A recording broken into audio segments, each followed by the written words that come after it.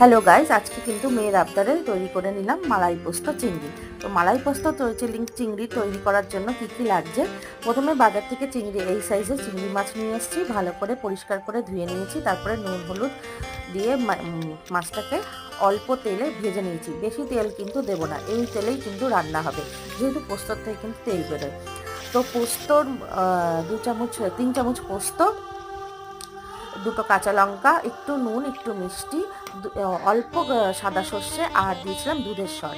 এইটা দিয়ে কিন্তু ভালো একটা মিহি করে পেস্ট করে নিয়েছি। তো চিংড়ি মাছগুলো ভাজা হয়ে যাওয়ার পরে মশলাটা দিয়েছি, হলুদ দেবো না, আর কালারের জন্য সামান্য কাশ্মীরি লঙ্কার গুঁড়ো দেবো। এরকম করে চিংড়ি মাছটা তৈরি করে নেবে, খেতে কিন্তু অসাধারণ।